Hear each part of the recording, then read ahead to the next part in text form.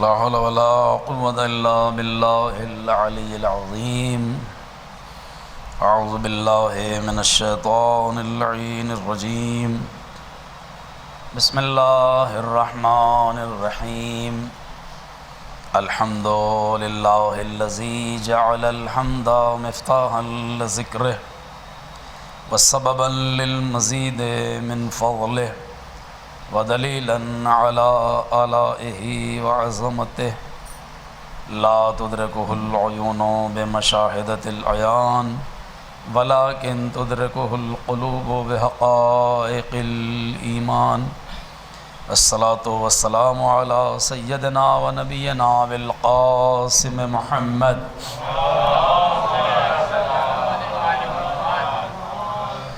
والصلاة والسلام على سيدنا ونبينا بالقاسم محمد وآله الطيبين الطاهرين المعصومين ولعنة الله على أعدائهم أجمعين من الآن إلى قيام يوم الدين آمين يا رب العالمين أما بعد فقد قال الله سبحانه تبارك وتعالى بسم الله الرحمن الرحيم سبح لله ما في السماوات وما في الأرض وهو العزيز الحكيم صلوات بر محمد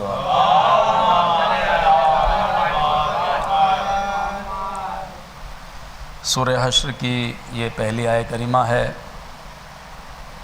سورہ حشر 28ویں پارے میں ہے۔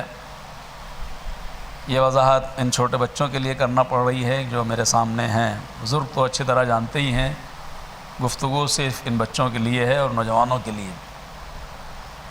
قرآن مجید اللہ کی وہ عظیم کتاب ہے کہ جس نے انسان کو سلیقۂ زندگی عطا کیا ہے کہ وہ کیسے زندگی گزارے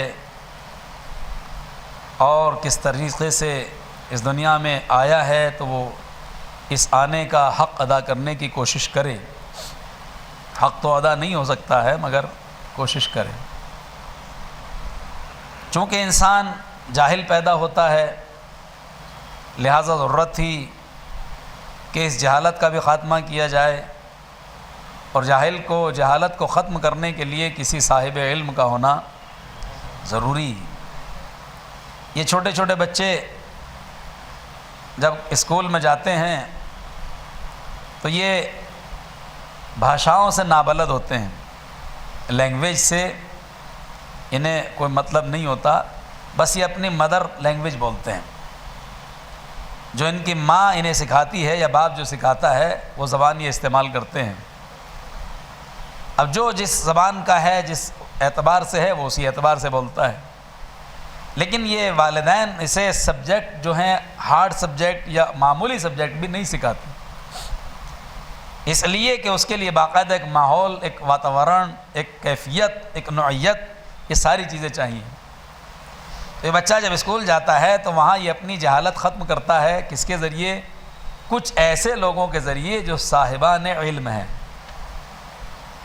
کوئی انگریزی کا عالم ہے تو کوئی میتھمیٹکس کا عالم ہے، کوئی فزکس کا عالم ہے، کوئی ہندی سے کا گیان ہے، اسے ہندی ہی جانتا ہے۔ یہ مختلف قسم کے لوگ ہیں جو ان بچوں کی تربیت پر یا ان بچوں کو پڑھانے پر لگے ہوئے ہیں کہ جو ابھی تک نہیں جانتے تھے۔ عزیزان گرامی، تو پھر آپ یہ خود تصور کریں، اور جب یہ پڑھ لیتے ہیں تو پھر ان کا بھی اپنا ایک مقام بن جاتا ہے،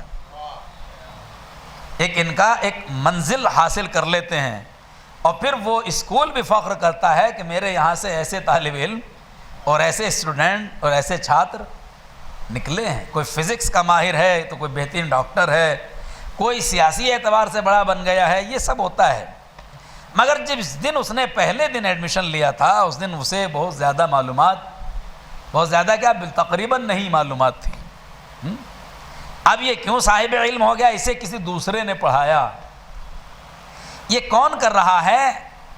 یہ دنیا میں ہی رہ کر ہم جیسے جاہل لوگ جنہیں اتنا عقل و شعور نہیں ہے کہ جو واقعی ہونا چاہیے، ہم جیسے بھی یہ طے کر لیتے ہیں کہ نہیں، ہمارے بچے کو جاہل نہیں رہنا چاہیے، اسے پڑھا لکھا ہونا چاہیے، اس کے لیے چاہے ہمیں پیسہ خرچ کرنا پڑے، چاہے مصیبتیں برداشت کرنا پڑے، وقت دینا پڑے.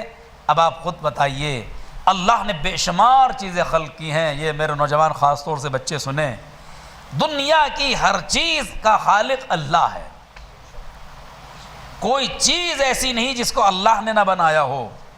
یہ آپ ذہن میں رکھیں. یہ بہت سے لوگ کہہ دیتے ہیں کہ یہ دنیا خود بخود بن گئی. آج بھی بہت سی تھیوری ایسے لوگ لاتے ہیں کہ نہیں یہ تو ایک دھماکہ ہوا تھا اور پورا وہ کہتے. اور حد ہو گئی. اب سے تقریباً 40-50 سال پہلے روس والوں نے یہ کہہ دیا تھا، چونکہ روس میں کمیونسٹ آباد تھے اور وہاں کمیونسٹ جو پارٹی تھی وہی برسر اقتدار تھی. یہ بزرگ جانتے ہیں، زیادہ مجھ سے زیادہ ان کو علم ہے اس بات کا. ہسٹری کی بات ہے یہ کہ وہاں کمیونسٹوں کی حکومت تھی. آج بھی چائنا میں کمیونسٹ پارٹی حکومت کر رہی ہے. یہ کمیونسٹ کون ہے؟ جو خدا کو نہیں مانتے. کمیونسٹ انہیں کو کہا جاتا ہے. اپنوں میں بھی کتنے لوگ ہو گئے تھے. اس نے اگر کمیونسٹ پارٹی جوائن کر لی کسی نے، تو ہمارے سلطانیہ کے بہت سے ایسے ادیب گزرے ہیں کہ ان کے اوپر یہ الزام لگا دیا گیا یا یہ کہ ٹھپا لگا دیا گیا، چاہے اسے الزام کی شکل میں کہیے یا حقیقت کی شکل میں، جیسے علی سردار جعفری تھے، کیفی اعظمی وغیرہ وغیرہ، کہ صاحب یہ کمیونسٹ ہو گئے چونکہ انہوں نے وہ پارٹی جوائن کر لی تھی. تو یہ ایک اس وقت ایک اس کا بہت زیادہ زور و شور تھا، جبکہ ایسا نہیں تھا. اس میں ہوتا کیا تھا، جو تو بے دینی کی طرف چلا جاتا ہے اسے لوگ کمیونسٹ سمجھنے لگتے ہیں. یا تو واقعی وہ ہوتا ہے بے دین، یا وہ کبھی کبھی ہوتا بھی نہیں لیکن ایسا ہوتا ہے. یہ کوئی ضروری نہیں کہ اگر میں کسی پارٹی کے نظریات کو پسند کر رہا ہوں تو کوئی ضروری نہیں ہے کہ میں واقعی ویسا ہی ہوں. یہ بھی کوئی ضروری نہیں ہوتا ہے. کبھی انسان کچھ چیزوں کو فالو کرتا ہے، کچھ چیزوں کو فالو نہیں کرتا. یہ انسان کی فطرت ہے، اللہ نے ایسے انسان کو بنایا ہے. تو اس وقت کمیونسٹوں کی حکومت تھی روس میں، اور وہ ان کا نظریہ یہ تھا کہ خدا نہیں ہے، یہ دنیا خود بخود بن گئی ہے. تو انہوں نے جو وہاں کا اس وقت صدر تھا اس نے یہ اعلان کیا کہ ہم نے خدا کو اپنے ملک سے باہر نکال دیا. اپنے ملک سے اللہ کو باہر نکال دیا. یہ کون کہہ رہا ہے؟ وہ کہہ رہا ہے کہ جو کہتا ہے کہ خدا نہیں ہے، اللہ نہیں ہے، وہ یہ کہہ رہا ہے کہ ہم نے اپنے ملک سے خدا کو باہر نکال دیا. تو میں نے جب یہ جملہ پڑھا تو میں نے ایک جملہ کہا، تم تو کہہ رہے تھے کہ وہ ہے ہی نہیں. جب کوئی ہے ہی نہیں تو تم نے کسے نکالا؟ صلوات بر محمد و آل محمد. اگر تم یہ کہہ رہے ہو ہم نے خدا کو باہر نکالا تو اس کا مطلب یہ تمہاری زبان کچھ بھی کہتی رہے مگر دل یہ کہہ رہا ہے کہ میرا خالق کوئی ہے. صلوات بر محمد و آل محمد. اور ایسے بہت سارے مسائل اہل بیت علیہ السلام نے بڑے آسان طریقے سے حل کر دیے. بہت آسان طریقے سے اہل بیت نے بہت آسان طریقے سے حل کیے. آتے تھے مولا کائنات کے پاس ایک کمیونسٹ آیا، دہریہ آیا. دہریہ بھی اس کو کہتے ہیں کہ جو خدا کو نہیں مانتا. بزرگوں کے لیے گفتگو نہیں ہے میری، بچوں کے لیے ہے. یہ لفظ بھی انہی کے لیے دوہرا رہا ہوں. کبھی آئے کبھی کہیں کان میں پڑے کسی مجلس میں تو یاد رہے کہ دہریہ ایک لفظ سنا تھا ہم نے، یعنی جو خدا کو نہ مانے. ناستک جس کو ہم کہتے ہیں یہاں کی اپنی ہندوستانی زبان میں، خدا کو نہ ماننے والا آیا مولا کے پاس. کہتے ہیں کہ آپ کہتے ہیں کہ خدا ہے، میں کہتا ہوں خدا نہیں ہے. ہم خود بخود پیدا ہوئے، یہ دنیا خود بخود پیدا، اللہ ہے ہی نہیں. اور اگر ہے تو ہم اسے کیسے پہچانے؟ کہاں ہے وہ؟ کیسے ہم اس کو پہچانے؟ امام نے فرمایا دیہات سے آیا تھا. جب وہ دیہات سے آیا تھا، ظاہر اس وقت سب دیہاتی تھے، گاؤں شہر تو اب بنے ہیں نا، مدینہ بھی دیہات تھا، مکہ بھی دیہات تھا، یہ سب چیزیں. امام نے فرمایا یہ بتائیے جب آپ راستوں سے آ رہے تھے، جب آپ راستے سے آ رہے تھے تو راستے میں آپ نے بہت سی چیزیں دیکھی ہوں گی. کہاں؟ کہ یہ بتاؤ جب جس راستے سے تم گزر رہے تھے وہاں کچھ جانوروں کے بھی نشان ہوں گے، انسانوں کے بھی نشان ہوں گے، پیروں کے، قدموں کے. کہاں؟ کہ وہاں پر تم نے کیا دیکھا؟ کہ میں نے دیکھا کہ بھیڑ کے بھی قدموں کے نشان ہیں، اونٹ بھی وہاں سے گزرا ہے، انسان بھی وہاں سے گزرے. چونکہ راستہ تھا، جنگل تھا، راستے میں ظاہر ہے کہ پہلے ابھی تک بھی دیہات میں خاص طور سے جنگلوں کے راستے میں مٹی کا ہوتا ہے، وہاں کوئی سیمنٹڈ تو ہوتا نہیں، اور پہلے تو دیہات میں بھی سب ہوتا تھا. کہ وہاں میں نے دیکھا، یہ دیکھا، یہ دیکھا. کہ اور کیا دیکھا؟ کہ ہم نے کچھ اونٹ کی مینگنیاں پڑی ہوئی دیکھی، بکریوں کی، چونکہ وہاں سے ایک ریوڑ گزرا تھا، ایک گلہ گزرا تھا. امام نے فرمایا یہ بتائیے کہ آپ نے جو نشان آپ دیکھے تھے انہیں گزرتے ہوئے دیکھا وہاں کا اتفاق یہ ہوا کہ گزرتے ہوئے نہیں دیکھا، گزرتے ہوئے نہیں نشان دیکھے۔ کہا اس کا مطلب یہ ہے کہ آپ نے نشان دیکھے تھے۔ اچھا تو وہ جو اونٹ کی مینگنیاں تھیں، اونٹ کی مینگنیاں وہ کیسے آپ سمجھے کہ یہ اونٹ کی ہیں؟ کیا وہ بکریوں کی نہیں ہو سکتی؟ کہا نہیں، ہم عرب کے لوگ ہیں، ہمیں معلوم ہے کون سی اونٹ کی ہے اور کون سی بکرے کی ہے یا بھیڑ کی ہے، ہمیں معلوم ہے کون سے نشان قدم انسان کے ہیں اور کون سے نشان قدم اونٹ کے ہیں، ہمیں معلوم ہے کہ یہاں سے اگر شیر گزرا ہے تو اس کے نشان کیسے ہوں گے، اور اگر کتا گزرا ہے تو اس کے نشان کیسے ہوں گے، یہ ہم اور آپ بھی پہچان لیتے ہیں، معلوم ہے ہمیں کہ کیسا نشان کس کا ہے۔ امام نے فرمایا تو مجھے تیری عقل پہ تعجب ہے، تو نے گزرتے ہوئے جانوروں کو نہیں دیکھا، گزرتے ہوئے انسانوں کو نہیں دیکھا، گزرتے ہوئے اونٹوں کو نہیں دیکھا، مگر ان کے نشان قدم سے یہ پتہ لگا لیا کہ یہاں سے اونٹ گزرا ہے، یہاں سے انسان گزرا ہے، یہاں سے فلاں جانور گزرا ہے۔ یہ اتنا سا نشان دیکھ کے گزرنے والے کا پتہ لگا لیتا ہے، اتنی بڑی کائنات دیکھ کر پیدا کرنے والے کا پتہ کیوں نہیں لگا رہا ہے؟ اتنی بڑی کائنات دیکھ کر یہ درخت، یہ پہاڑ، یہ زمین، یہ آسمان، یہ خود تیرا اپنا وجود، میں اگر یہ کہوں میں کہاں سے آیا ہوں تو ایک مرتبہ سوچنے پہ مجبور ہو جاؤں گا مجھے کس نے خلق کیا، کون میرے یہاں دنیا میں آنے کا ذریعہ بنا، کون تھا آخر وہ؟ تو جیسے امام نے فرمایا کہ تیری عقل پر تعجب ہے کہ تو نشانات دیکھ کر جانوروں کا پتہ لگا لیتا ہے، مگر یہ اتنی بڑی کائنات دیکھ کر خدا کا پتہ نہیں لگا پا رہا ہے، قدموں پہ گر گیا، کہتا یا علی یا علی، اب تو مجبور ہو گیا اسلام لانے کے لیے، اپنا ذرا ہاتھ تو بڑھائیے تاکہ میں خدا واحد وحدہ لا شریک کی عظمت کا کلمہ پڑھ لوں، اس کے وجود کا کلمہ پڑھ لوں، اس کی ذات کا کلمہ پڑھ لوں۔ چونکہ وہ عقل کا اس نے استعمال کیا یہاں پر کہ علی صحیح کہہ رہے ہیں، مسلمان ہو گیا۔ میں یہ بات اس لیے کر رہا ہوں، یہ موضوع تھوڑے ہارڈ ہیں، یہ فلسفیانہ موضوع ہیں، لیکن یہ ضروری ہے کہ ہم دیکھیں کہ معصومین نے کیسے آسان طریقے سے سمجھایا ہے۔ آج اگر دنیا کے سامنے آپ بھی اسلام کی حقیقت کو اسی طریقے سے پیش کریں گے تو ناممکن ہے کہ کوئی اسلامی حقیقتوں کو تسلیم نہ کرے۔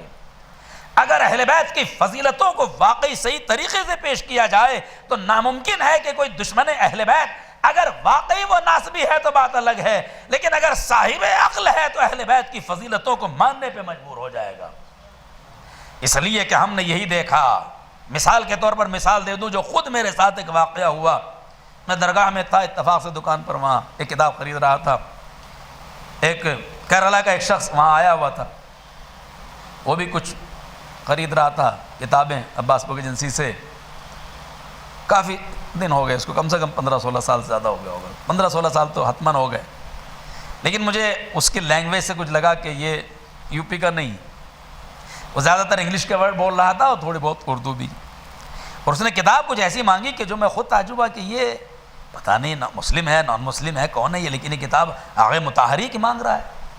آغا مطہری شہید مرتضیٰ مطہری ہمارے علماء میں ایک اتھارٹی ہیں، اور وہ ڈائریکٹ عالم دین نہیں تھے، پہلے انہوں نے یونیورسٹی سے پی ایچ ڈی وغیرہ بڑی بڑی ڈگریاں حاصل کی، اس کے بعد وہ اس طرف آئے، ان کی کتابیں واقعی ایک اتھارٹی ہیں، اور وہ ان کی کتابیں مانگ رہا تھا۔ تو عباس بھائی بولے کہ کچھ یہاں پر ہے، کچھ صابر صاحب سے پوچھ لیجیے، آپ کو اچھا بتائیں گے۔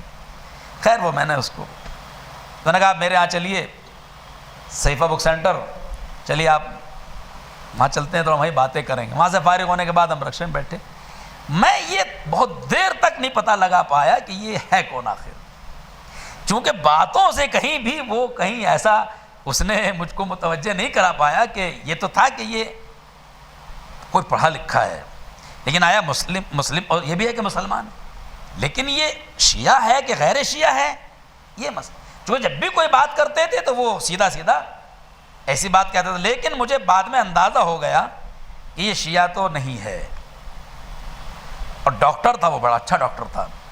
میں نے اس سے بات کہی کہ جب میں بیچ میں یہ اندازہ ہوا مجھے راستے کے بیچ میں کہ یہ، چونکہ بعض لوگوں کی اس نے ایسی تعریف کی کہ مجھے لگ رہا تھا کہ یہ انہیں افضل مان رہا ہے اور علی کو افضل نہیں مان رہا ہے، یہیں سے میں سمجھ گیا کہ معاملہ کچھ لیکن پڑھا لکھا ہے۔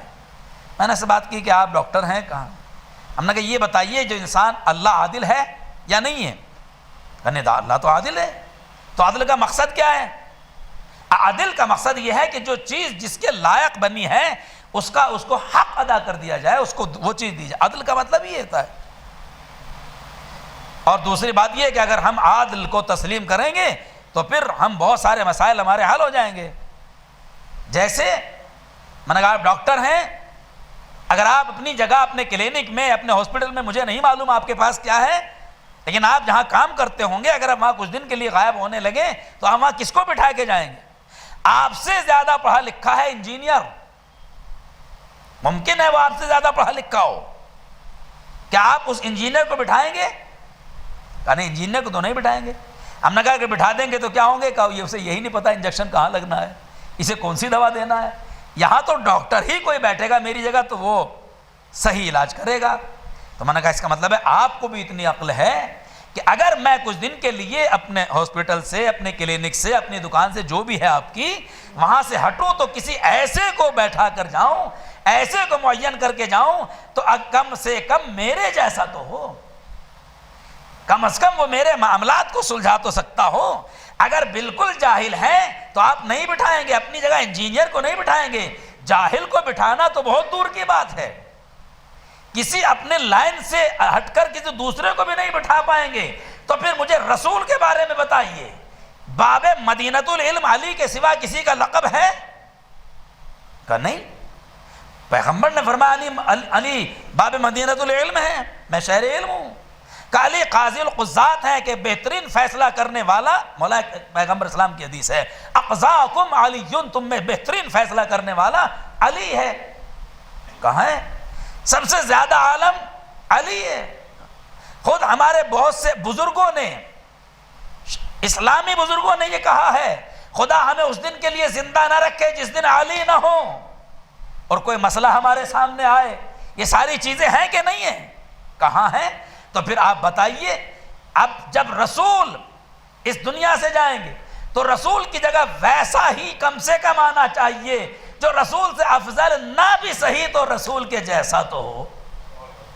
کہا یہ بات تو ہے، یہ بات تو صحیح. صلوات بر محمد و آل محمد وعجل فرجہ. اگر رسول سے افضل نہ صحیح، رسول سے افضل تو کوئی ہو ہی نہیں سکتا، تو کم از کم رسول کے جیسا ہو یا رسول کے برابر ہو. کہاں؟ اب ان سارے پوری امت مسلمہ کے بزرگان پر اور سب پہ نظر ڈال لیجئے، اگر علی کے سوا کوئی اور نہیں ہے، علی کے سوا کوئی اور نہیں ہے، تو پھر علی کو حق بنتا ہے کہ علی اس منصب پر جائیں کہ جہاں پیغمبر انہیں دیکھنا چاہ رہے تھے. چونکہ بات عقل کی تھی اور اس کے پیشے سے متعلق میں نے بات کی تھی، لہذا اس نے کہا بات آپ کی بالکل صحیح ہے. بہت سے مسائل ہیں، یہ ہے، خیر ہم نے کہا کوئی بحث زیادہ، خیر وہ پھر بات ہوئی، بہت چائے پانی ہوا، یہ ہوا، سب کچھ ہوا بیٹھے. لیکن میں بات میں یہ آپ کے سامنے اس لیے عرض کر رہا ہوں، یہ بات دوسری طرف نہ چلی جائے کہ اس علی نے یہ مسئلہ حل کیا ہے کہ دنیا میں جتنی بھی چیزیں ہیں، وہ کائنات میں جتنی بھی چیزیں ہیں، وہ خالق کائنات کے وجود پر دلیل رکھتی ہے. اب جو میں نے آیت پڑھی اس کا ترجمہ پیش کر دوں، بات واضح ہو جائے گی. سبح للہ ما فی السماوات وما فی الارض وَهُوَ الْعَزِيزُ الْحَكِيمُ، سورہ حشر کی آیت ہے. جو کچھ بھی کائنات میں ہے، زمین و آسمان میں ہے، سب اللہ کی تسبیح کرتی ہے، اور وہ صاحب عزت بھی ہے، صاحب حکمت بھی ہے. عزیزان گرامی، اس میں اللہ نے کہا جو کچھ بھی ہے. اب کوئی چیز باہر نہیں ہے، یہ آپ دھیان میں رکھیں. آپ اس گیٹ سے یہاں تک چل کے آئے ہیں، آپ جنگل میں جائیں، آپ مارکیٹ جائیں، اپنے گھر جائیں، اپنے وجود کو دیکھیں، جہاں پر بھی آپ نظر ڈالیں گے وہ ما فی السماوات و ما فی الارض میں آئے گا. زمین میں جو کچھ بھی ہے، آسمان میں جو کچھ بھی ہے، یہ اللہ کا کلام ہے. ہم جیسے جاہلوں کی گفتگو نہیں ہے اور کسی ایرے غیرے کی بات نہیں ہے، اور نہ کسی دوسرے دانشور اور بہت بڑے اس کی بات ہے. وہ بھی غچہ کھا سکتا ہے، خدا کا کلام ہے. خدا خود کہہ رہا ہے سبح للہ ما فی السماوات والارض، جو کچھ بھی زمین و آسمان میں ہے. اور یہاں پر میں ایک بات کو کہہ دوں، ماشاءاللہ یہاں طلباء بھی موجود ہیں، ہمارے یہ بزرگ علماء بھی ہیں، دانشور بھی ہیں، پڑھے لکھے سبھی افراد ہیں. عربی میں دو لفظ استعمال ہوتے ہیں، ایک لفظ من اور ایک لفظ ما. ماں کے معنی بھی جو اور من کے معنی بھی کہیں کون اور کہیں جو. مثلا کتنی جگہ آیا ہے من فی السماوات والارض. تو جہاں ماں کا استعمال ہوتا ہے وہ ان چیزوں کے لیے ہے جس میں ظاہراً جان نہیں ہوتی, ظاہری طور سے جان نہیں ہوتی, صاحب عقل نہیں ہوتا. ہو سکتا ہے جان تو ہو اگنے والی لیکن عقل نہ ہو, زبان نہ ہو. اور من وہاں استعمال ہوتا ہے جو صاحب زبان بھی ہو صاحب عقل بھی ہو. اور یہ آیت دونوں طریقے سے آئی ہے, لفظ ماں کے ساتھ بھی آئی ہے, لفظ من کے بھی ساتھ آئی ہے, کہ اللہ یہ کہہ رہا ہے زمین کائنات میں جو کچھ بھی ہے چاہے وہ صاحب عقل ہو صاحب زبان ہو یا ان کے پاس عقل و شعور بھی نہ ہو, مگر سب اللہ کی تسبیح کرتے ہیں, اللہ کی تسبیح کرتے ہیں. یعنی یہ دیوار ہے یہ بھی تسبیح خدا کر رہی ہے, یہ جو درخت کھڑے ہوئے ہیں ظاہراً ان کی آواز ہمارے کانوں میں نہیں آ رہی ہے مگر تسبیح خدا کر رہے ہیں. یہ گھاس جس کے ہم اوپر چل رہے ہیں یہ بھی تسبیح خدا کر رہی ہے, انسان تسبیح خدا کر رہا ہے. صبح میں آپ دیکھیے یہاں پر آ کر اپنے گھر میں بھی آپ کے اگر پیڑ ہو اور صبح سویرے چڑیا چہچہاتی ہیں اور شام کو بھی چڑیا چہچہاتی ہیں, یہ چہچہا نہیں رہی ہیں, یہ تسبیح خدا کر رہی ہیں, تسبیح خدا کر رہی. یہ جو کچھ بھی کائنات میں ہے اس آیت کے بموجب وہ اللہ کی تسبیح کر رہا ہے. بس فرق یہ ہے ہمارے کانوں میں اتنی صلاحیت نہیں ہے ہم ان کی تسبیح کو سمجھ سکیں, مگر جب معصومین وہاں پر ہوتے ہیں تو علی بتاتے ہیں تیتر کیا کہہ رہا ہے, شتر مرغ کیا کہہ رہا ہے, یہ جانور کیا کہہ رہا ہے. صلوات بر محمد و آل محمد. یہ سب کہہ رہے ہیں. آپ کو اس کا تاریخی مثال دے دوں اور واقعہ دے دوں, اس کو آپ کوئی نہیں کاٹ سکتا, اس کو عقلی بھی اور تقلی. جناب سلیمان عظیم ترین پیغمبر ہیں, اللہ سے انہوں نے حکومت مانگی. قرآن میں ارشاد ہوا ہے, قرآن میں رب حب لی ملکن, پروردگارہ مجھے حکومت دے دے, ایسی حکومت دے دے, آگے ہے ایسی حکومت دے دے کہ میرے بعد کسی کو ایسی حکومت نہ ملی ہو. نبی ہوتے ہوئے حکومت مانگ رہے ہیں. مانگنا گناہ نہیں ہے نہ عیب ہے, آپ مانگیے. ہم مانگتے ہیں کہ نہیں پروردگار ہمارے رزق میں اضافہ کر, ہمارے بچے کو امتحان میں پاس کر دے, مریض شفا مل جائے مریض کو, مانگتے ہیں کہ نہیں مانگتے؟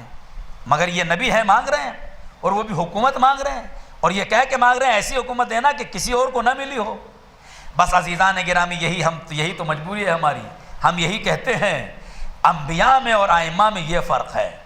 سلیمان حکومت مانگتے ہیں, علی کو حکومت دی جاتی ہے تو کہتے ہیں کسی اور کو خلیفہ بنا لو, مجھے حکومت کی ضرورت نہیں ہے. سمجھ رہے ہیں آپ دیکھیں جب جناب ابن عباس نے علی کو دیکھا کہ علی اپنی پھٹی ہوئی جوتیوں کو ٹاک رہے ہیں, پیوند لگی ہوئی جوتیاں انہیں علی درست کر رہے ہیں, اور ابن عباس کہتے ہیں مولا. ابن عباس کون ہیں؟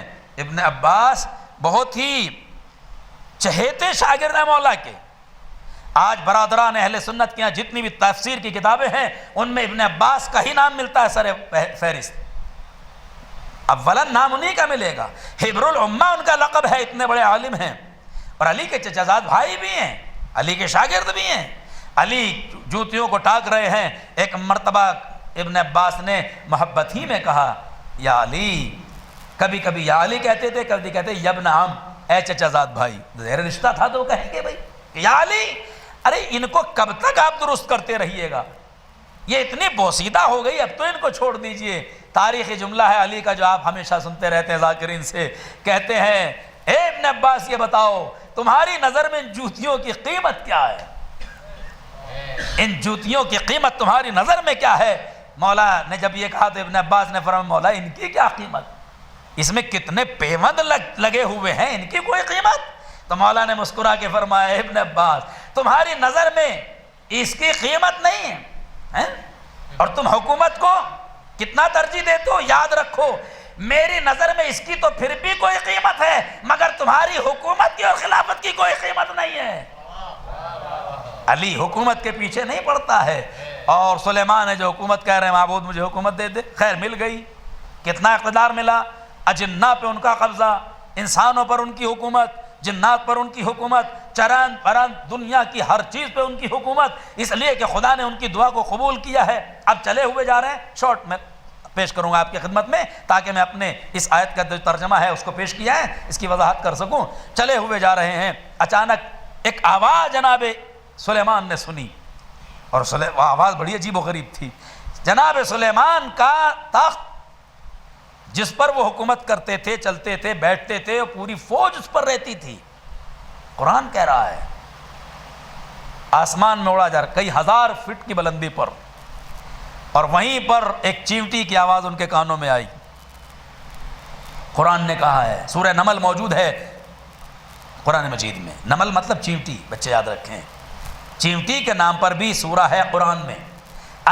عنکبوت مکڑی، اس کے اوپر بھی سورہ ہے قرآن مجید میں۔ شہد کی مکھی، نحل، سورہ نحل موجود ہے قرآن مجید میں۔ کیوں ہے یہ سورہ آخر؟ ماشاءاللہ پڑھے لکھے لوگ موجود ہیں، کیوں ہیں؟ ارے دنیا کی واحد کتاب قرآن ایسی ہے کہ جس میں عقل و شعور کا دخل دیا گیا ہے، اور اللہ یہ کہہ رہا ہے غور تو کرو، تم چیونٹی پہ تو غور کرو، شہد کی مکھی پہ تو غور کرو، مکڑیوں پہ تو غور کرو۔ ہم نے تو پورا سورہ رکھ دیا ہے، تم غور تک بھی نہیں کرتے۔ خیر چلے جا رہے ہیں، آواز آئی اور اس چیونٹی نے کہا، قرآن میں لکھا ہے، پورا واقعہ موجود ہے، اے چیونٹیوں اپنے اپنے بلوں میں گھس جاؤ۔ جو سردار تھی چیونٹیوں کی، وہ کہہ رہی تھی اپنے لشکر سے اپنے اپنے بلوں میں چلے جاؤ، سلیمان کا لشکر آ رہا ہے، وہ کہیں تمہیں کچل نہ ڈالے۔ ہم لا یشعرون، انہیں شعور نہیں ہے اس بات کا۔ عزیزو، کیا کوئی ہے اس بڑے مجمع میں؟ بچوں کے سماعت تو بہت تیز ہوتی ہے، دیکھنے کی طاقت بھی۔ ایک چیونٹی کو پکڑے کوئی بچہ، ہم کوئی بھی، اور وہ اپنے کان کے پاس لائیں، ہے کسی میں ہمت جو یہ کہتے ہم اس کی آواز کو سن رہے ہیں؟ کوئی ہے ایسا؟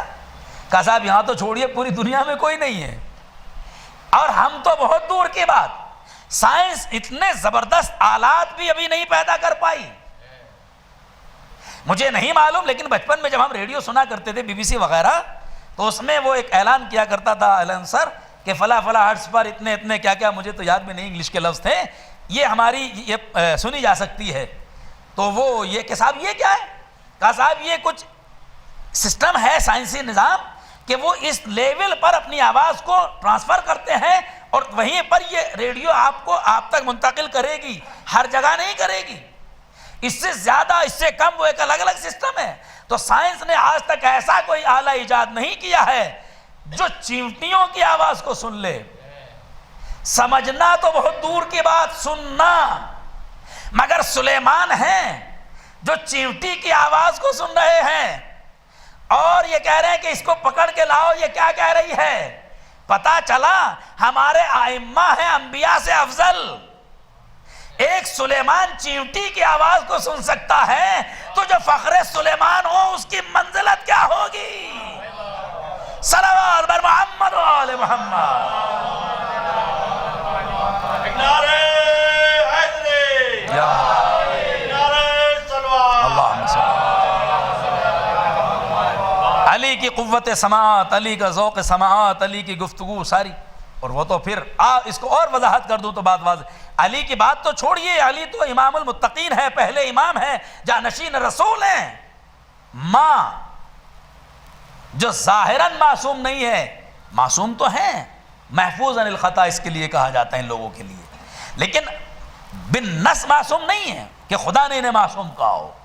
مگر جناب فاطمہ بنت اسد جب علی کی ولادت کا وقت قریب آیا، دیوار کے قریب کھڑی ہوئی ہیں، کیا کہہ رہی ہیں؟ خانہ کعبہ کی طرف متوجہ ہو کر، مالک کی بارگاہ میں، میرے معبود تجھے اس بچے کا واسطہ جو میرے شکم میں ہے، جو اس وقت میرے اوپر مشکل ہے، بچے کی ولادت سے پہلے جو ماؤں کی مشکلات آتی ہیں، پروردگارہ تو مشکل کو جانتا ہے، تجھے واسطہ ہے اسی بچے کا، میری اس مشکل کو آسان کر دے۔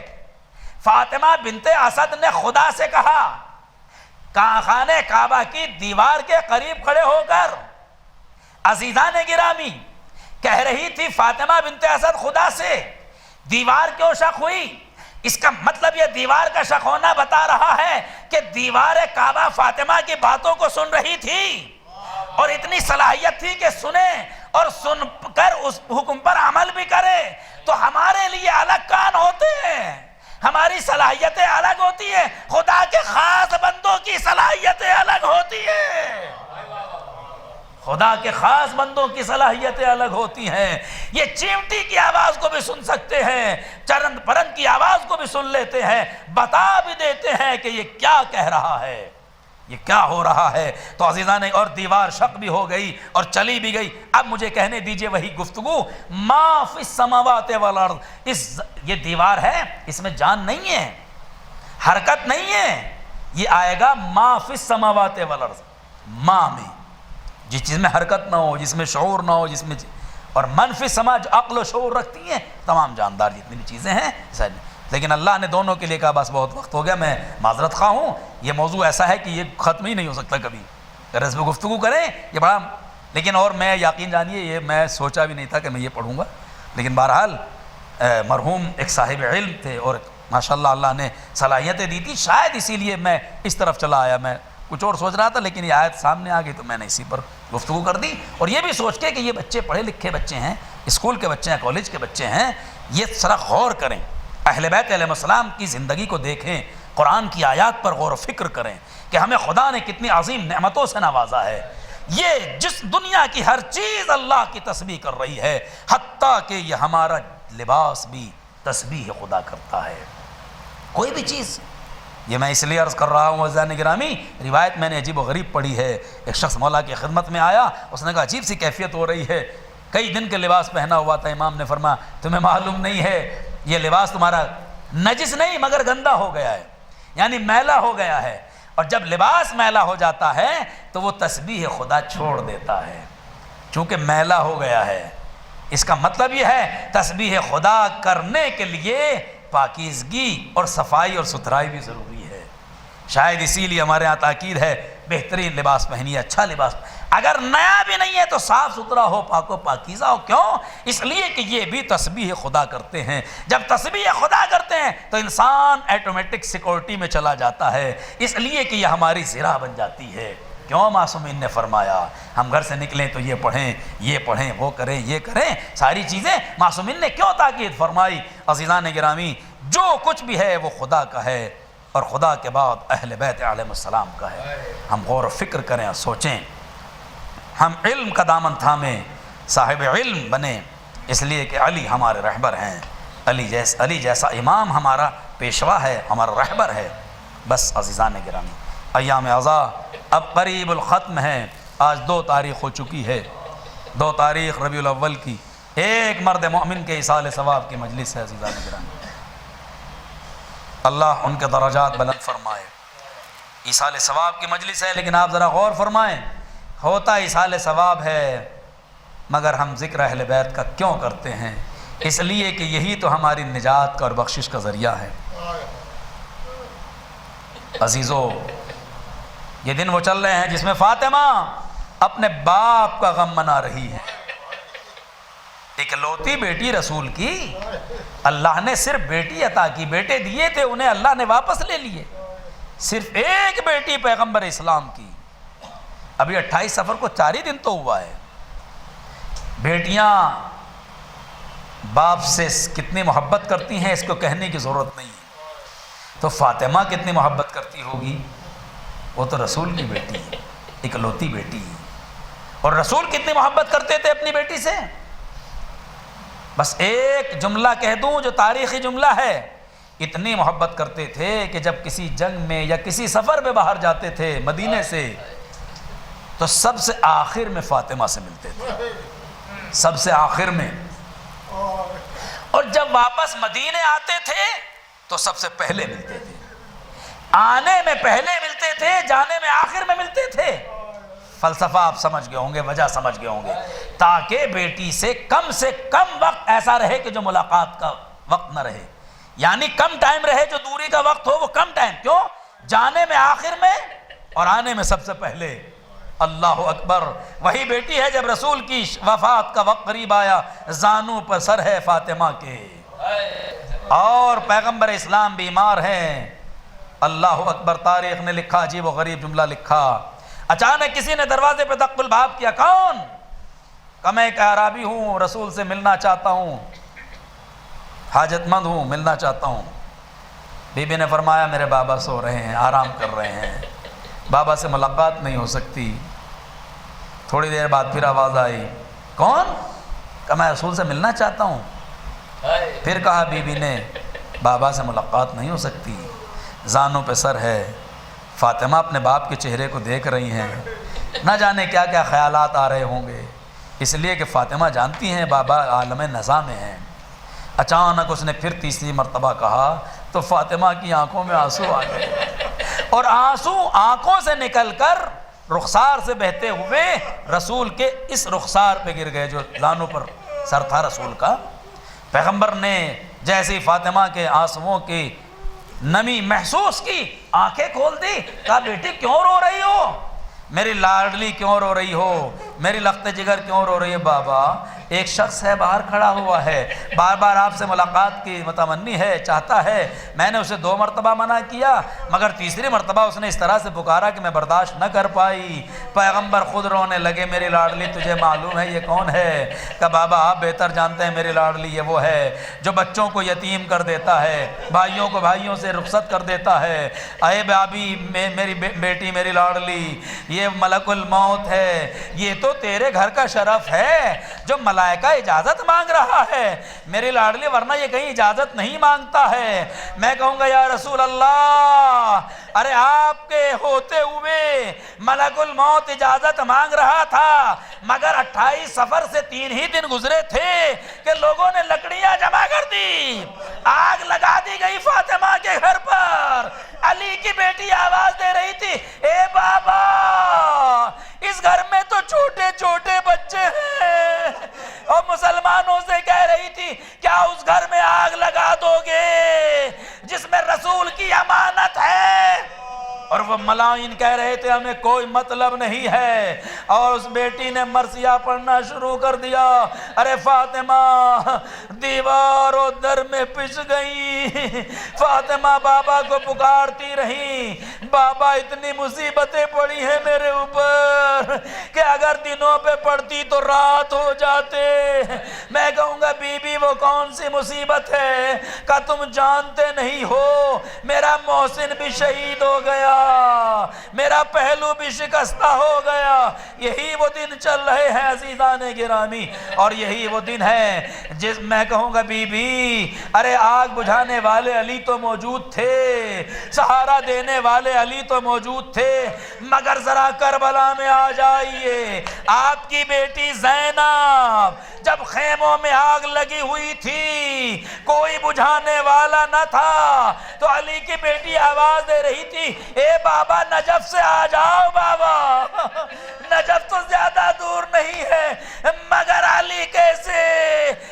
روح علی آئی، آواز دی، اے زینب یہ تیرا بابا یہی موجود ہے، جزاکم ربکم خیر الجزا۔ بس ایک مرحلہ اور زحمت تمام کر رہا ہوں، میں کہوں گا بی بی فاطمہ آپ نے اپنے بابا کی تیمارداری تو کر لی، آپ اپنے بابا کے سراہنے تو تھیں، آپ کے بابا کا جب اس دنیا سے رخصت ہوئے ہیں تو آپ کم از کم قریب تو تھی، آپ نے اپنی آنکھوں سے تو دیکھا کہ علی نے آپ کے بابا کو دفن کر دیا، علی نے آپ کے بابا کو غسل و کفن دے دیا، مگر آپ کی پوتی سکینہ ارے کربلا کے مقتل میں دیکھ رہی ہے، شمر ملون کا خنجر چل رہا ہے، بے بچی آواز دے رہی ہے، اے شمر میرے بابا نے تیرا کیا بگاڑا ہے؟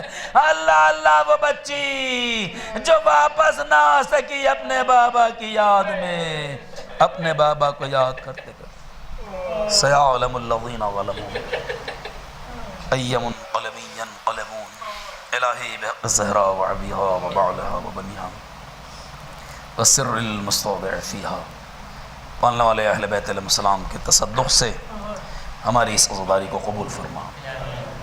پالنے والے بحق محمد و آل محمد تمام حاضرین اور تمام افراد اور ان کے متعلقین ان کو اپنے حفظ و امان میں رکھ، ان بچوں کو پروان چڑھا، ان نوجوانوں کو کامیابی و کامرانی عطا فرما، ان بزرگوں کو سلامت رکھ، ہماری ماں و بہنوں کے پردے کی عفت و عصمت کی حفاظت فرما، پروردگارہ ہمارے اس ملک میں بھی امن سکون شانتی قائم رکھ، اور یہاں جو غلط عناصر ہیں ہمارے اسلامی پرچم کے خلاف، انسانیت کے خلاف اور ہمارے اس دیش کے خلاف واقعی اگر ایسے افراد ہیں تو انہیں قابل ہدایت ہیں تو ہدایت دے، نہیں تو نیست و نابود فرما۔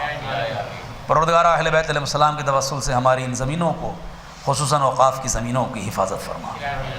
پروردگارہ یہ آثار قدیمہ ہمارے بزرگوں کے آثار ہیں جن کی نسبت اہل بیت علیہ السلام سے ہے، معبود اسی نسبت کا صدقہ ان کی حفاظت فرما۔ معبود تجھے واسطہ حضرت زہرا سلام اللہ علیہ ان کے مقدس خانوادے کا یہاں پر جتنے بھی مؤمنین و مؤمنات دفن ہیں ان سب کی مغفرت فرما، ان سب کے درجات کو بلند فرما، خصوصاً مسعود الحسن صاحب جن کی تدفین بھی ہے، معبود ان کے درجات کو بلند فرما۔ معبود تجھے واسطہ اہل بیت علیہ السلام ہماری ہر قسم کی مشکل کو دور فرما۔ پروردگار ہمارے رزق میں برکت عطا فرما، امام زمانہ کی ظہور میں تعجیل فرما، ہم کو ان کے عوان انصار میں شمار فرما، مراجع کرام علماء اعظام کی حفاظت فرما۔ مزید ایک مرتبہ سورہ الحمد، 3 مرتبہ سورہ توحید اللہ فرما کا مرحوم مغفور سید مسعود الحسن نقوی ابن سید مسعود محمود حسین صاحب کی روح کو ایصال فرما دیں۔ بسم اللہ الرحمن الرحیم، الحمد للہ رب العالمین، الرحمن الرحیم، مالک یوم الدین، ایاک نعبد و ایاک نستعین، اہدنا الصراط المستقیم، صراط الذین انعمت علیہم غیر المغضوب علیہم ولا الضالین۔ بسم اللہ الرحمن الرحیم، قل هو اللہ احد اللہ الصمد لم یلد ولم یولد ولم یکن له کفوا احد۔ بسم اللہ الرحمن الرحیم، قل هو اللہ احد اللہ الصمد لم یلد ولم یولد ولم یکن له کفوا احد۔ بسم اللہ الرحمن الرحیم، قل هو اللہ احد اللہ الصمد لم یلد ولم یولد ولم یکن له کفوا احد۔ اللہم صلی علی محمد و آل محمد۔ پروردگارہ سورہ الحمد، سورہ قل هو اللہ اور ہماری اس مجلس اعضاء کا ثواب اہل بیت علیہ السلام کے توسل سے ہم نے تیری بارگاہ میں پیش کیا، اور جو تو نے اس کا ثواب معین کیا ہے اس کا ثواب ہم نے سید مسعود الحسن ابن سید محمود حسین صاحب کی روح کو ایصال فرمایا۔ یہاں بھی مومنین جو دفن ہیں ان سب کے بھی ایصال ثواب کے لیے ایک مرتبہ سورہ حمد ضرور پڑھ دیجیے۔